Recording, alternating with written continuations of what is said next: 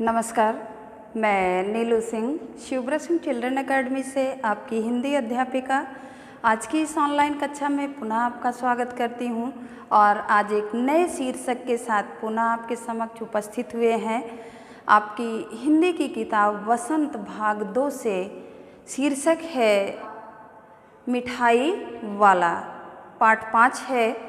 मिठाई वाला एक ऐसी कहानी है कि जिसमें एक ऐसे व्यक्तित्व को दर्शाया गया है जिसमें वह अपना सब कुछ गंवा चुका है, यानी उसका परिवार बिछड़ गया है, उससे काल के गाल में समा गया है और वह अपने परिवार की याद को अन्य परिवारों के बीच खोजता है। परिवार यानी उसका एक भरा पूरा परिवार था, उसकी पत्नी थी, उसके 2 सुंदर सुंदर बच्चे थे।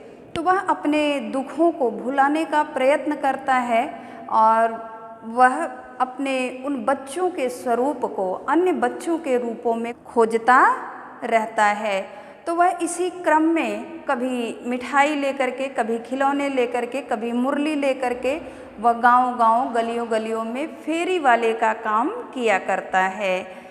और उसी फेरी वाले की कहानी का जिक्र इस पाठ के अंतर्गत किया है।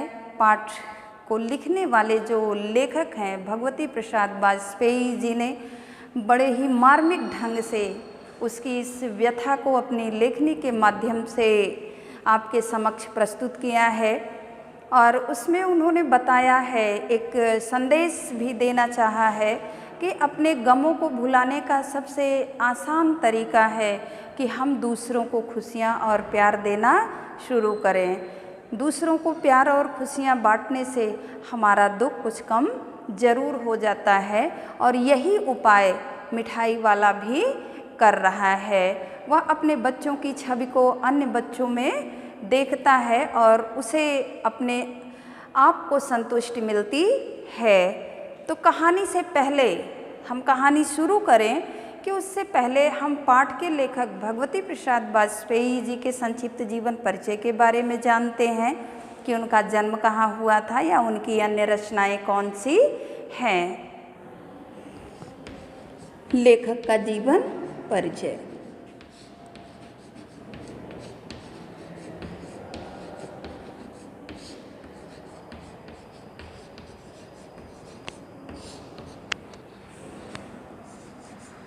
इनका जन्म हुआ है 11 अक्टूबर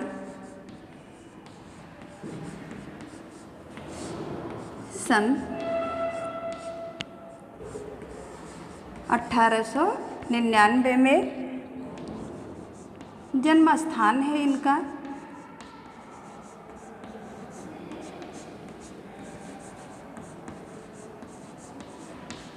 कानपुर का मंगलपुर गांव।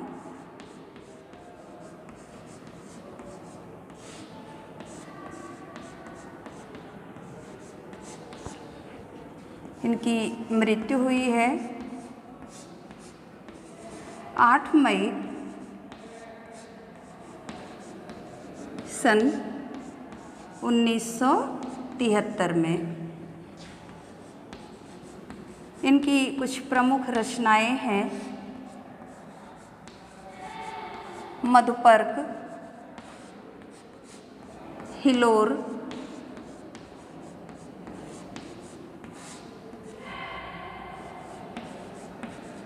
उपहार,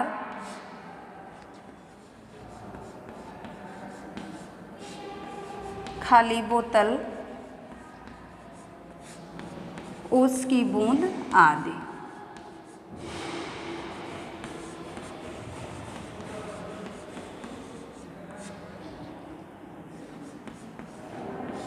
पाठ का सारांश है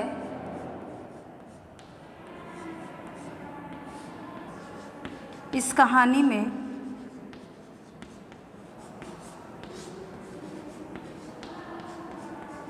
मिठाई वाला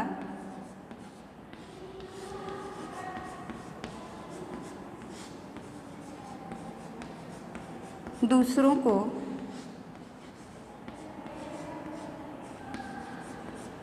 प्यार और खुशी देकर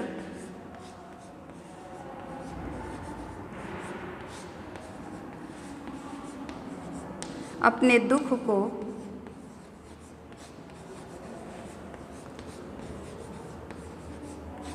कम करने का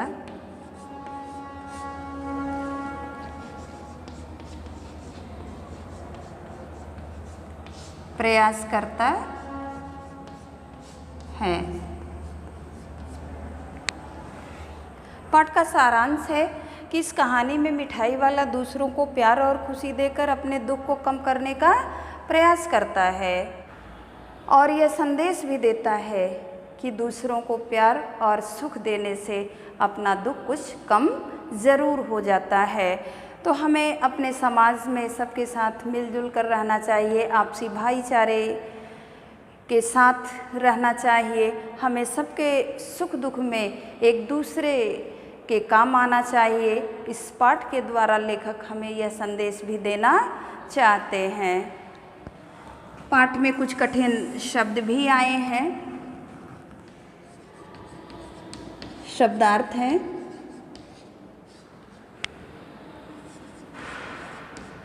शब्द अर्थ। पहला है मृदुल यानी कोमल, तत्काल अर्थात तुरंत,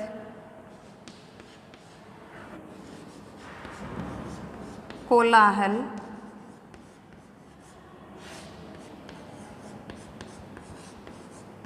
शोर।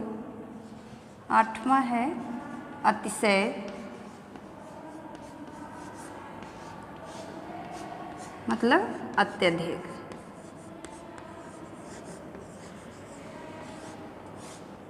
ये तो पाठ के लेखक का जीवन परिचय, पाठ का सारांश और शब्दार्थ यानी जो पाठ में कुछ कठिन शब्द आए हैं।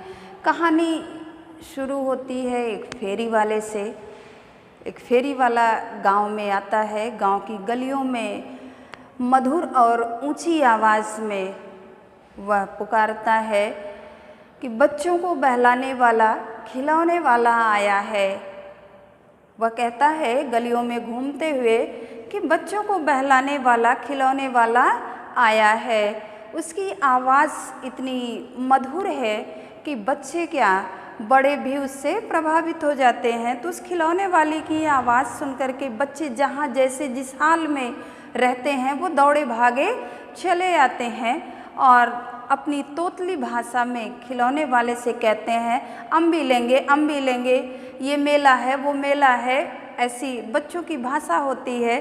खिलौने वाला उस भाषा से बच्चों के प्रेम से एकदम आह्लादित रहता है और वह बच्चों से कहता है, बहुत प्रेम से बातें करता है बच्चों से कहता है कि बेटा घबराओ नहीं बाबू, मैं कहीं जाने वाला नहीं, अभी तो मैं यही हूँ और खिलौने भी मैं आपके लिए लाया हूँ। ये देखो रंग बिरंगे कितने सारे खिलौने मैं लेके आया हूँ। बच्चे सारे देखते हैं, उसमें से कोई हाथी खरीदता है, कोई घोड़ा खरीदता है, कोई कुछ खरीदता है और सारे एक दूसरे को दिखाते हैं और अपने अपने खिलौने की तारीफ़ करते हैं। वो कहता है मेरा इतना छुंदल है, वो कहता है मेरा इतना छुंदल है। छुंदल यानी सुंदर है। बच्चों की भाषा तोतली होती है और वह बहुत ही प्यारी होती है। तो मिठाई वाला इतने प्रेम से और इतने मधुर संबंधों के साथ बच्चों के साथ घुल मिल कर के उन्हें खिलौने देता है। और खिलौने देता ही नहीं, सबसे खासियत कि वह बहुत सस्ते में खिलौने देता है। इतने सुंदर सुंदर खिलौने और वह देता है 2 पैसे में, 2 पैसे में। तो उसी गांव में एक घर है विजय राय बहादुर जी का। उनके भी 2 बच्चे हैं, चुन्नू और मुन्नू। तो वो 2-2 पैसे में हाथी और घोड़ा खरीद करके अपने घर ले जाते हैं और दोनों आपस में खेलते हैं, एक दूसरे को दिखाते हैं। वो कहता है मेरा घोड़ा देखो कितना सुंदर है, तो वो कहता है कि मेरा हाथी देखो कितना छुंदल है। तो दोनों बच्चों की बात को जब विजय राय बहादुर की पत्नी रोहिणी सुनती है तो वह आकर के देखती हैं, वाकई में खिलौने बहुत खूबसूरत हैं। तो अपने बच्चों से पूछती है कि ये खिलौने कहाँ पाए। तो वो बताते हैं कि एक खिलौने वाला आया था माँ, और हमने 2-2 पैसे दे करके इस खिलौने को खरीदा है।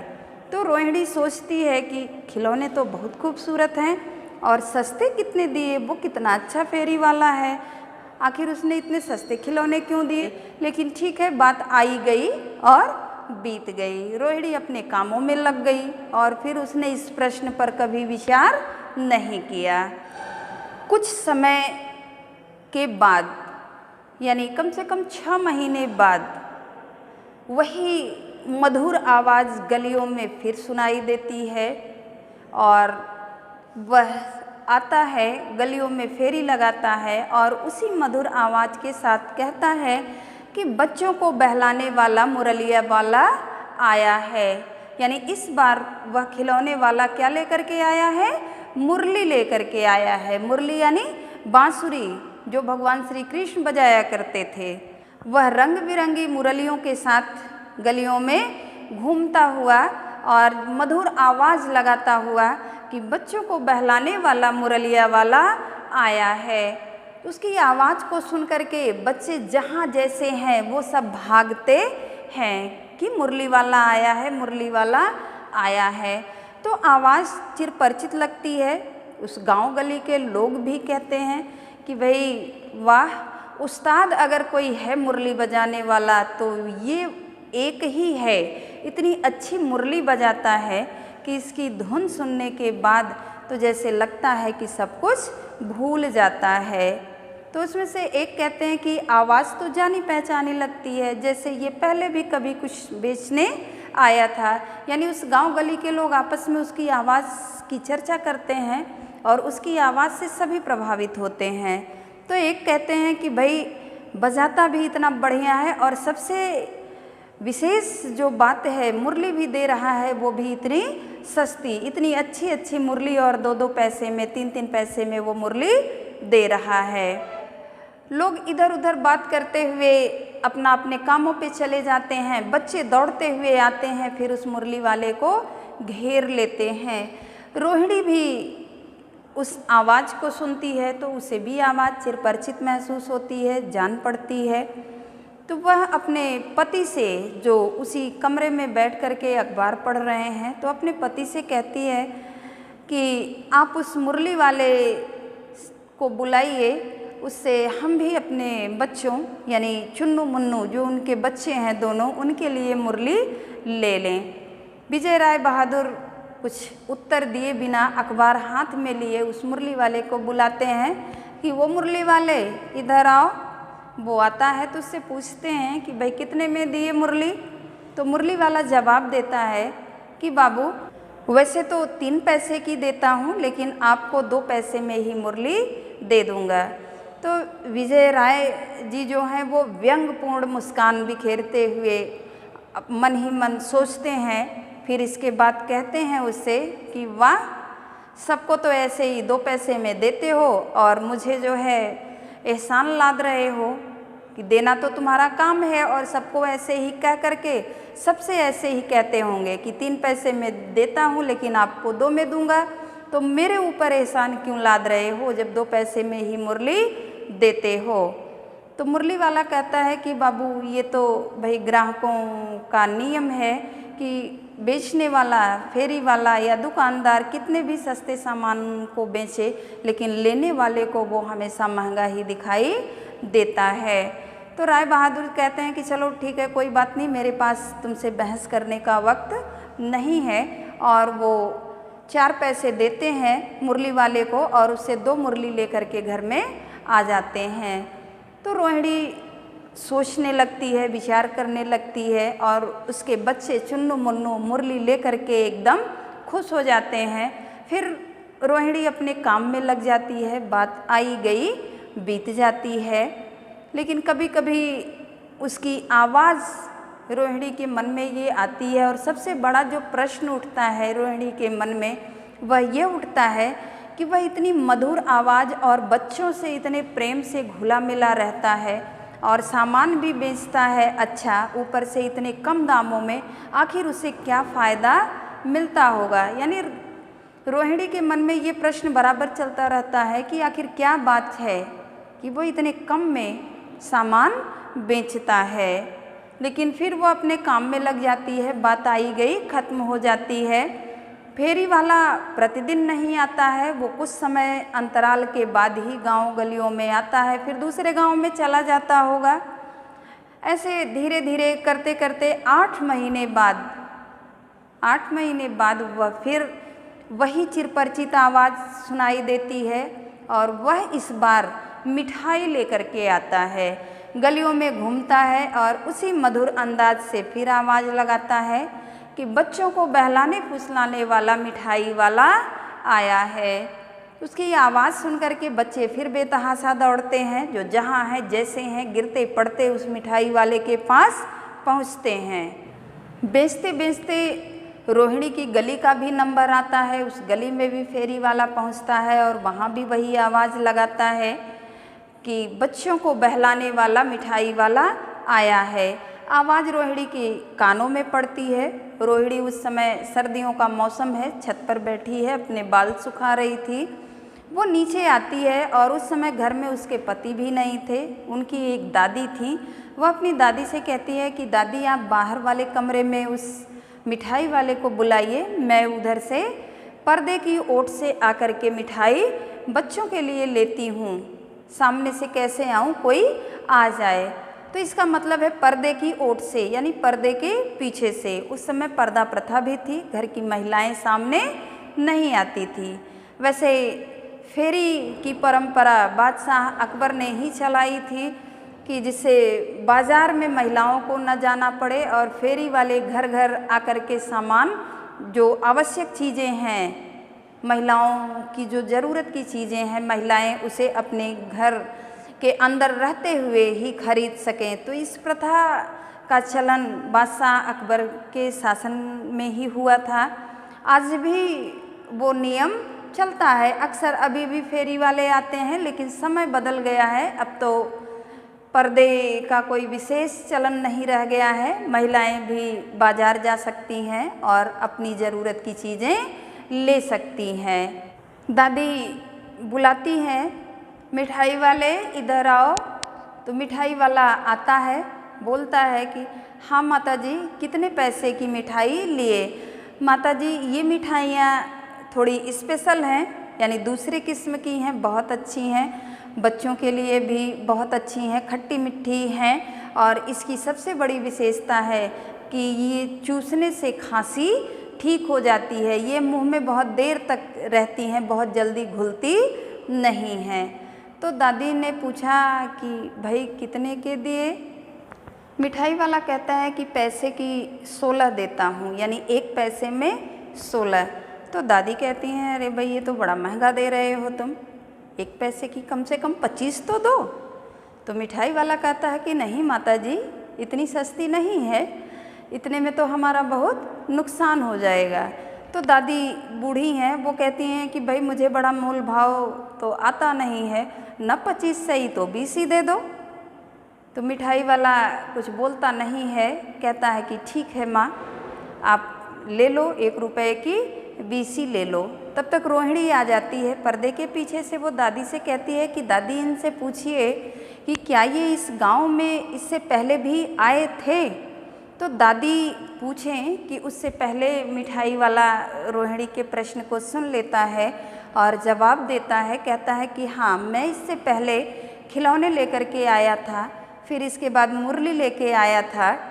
तो वहाँ से फिर रोहिणी की उत्सुकता और बढ़ती है, वह पूछती है कि आप बार बार ये चीज़ें बदल करके ले आते हैं और इतनी सस्ती चीज़ें बेचते हैं, इससे आपको क्या फ़ायदा मिलता है? मिठाई वाला कहता है कि अगर आप यह प्रश्न न करें तो ही अच्छा है, क्योंकि इस प्रश्न से मन को कष्ट होता है।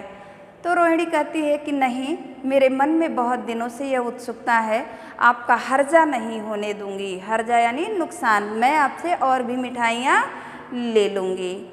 तो मिठाई वाला कहता है नहीं, हर्जे की बात नहीं है, लेकिन जब आप पूछना ही चाह रही हैं, तो मैं आपको अपनी कहानी बताता हूँ। तो कहानी बताते हुए कहता है कि मैं भी किसी समय किसी नगर का एक प्रतिष्ठित व्यवसायिक था। हमारा भरा पूरा परिवार था। मेरी पत्नी भी सुंदर थी, मेरे 2 सुंदर सुंदर बच्चे थे। मेरा व्यवसाय भी बहुत अच्छा चल रहा था और मुझे आज भी पैसों की कमी नहीं है, लेकिन दुर्भाग्य को कोई टाल नहीं सकता है। ऐसी कुछ घटनाएं घटी कि जिसमें हमारा परिवार यानी हमारी बीवी और हमारे बच्चे काल के गाल में समा गए और मैं उन्हीं को खोजता फिरता हूँ। कहीं न कहीं तो मेरे बच्चे इन बच्चों के रूप में जन्म लिए हों, यही सोचकर कि वे बच्चे इन्हीं बच्चों के रूप में कहीं न कहीं तो जन्म लिए ही होंगे।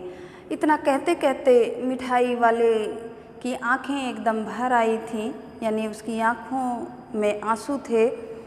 रोहिणी भी उसकी इस करुण कहानी को सुनकर अत्यधिक दुखी हो जाती है।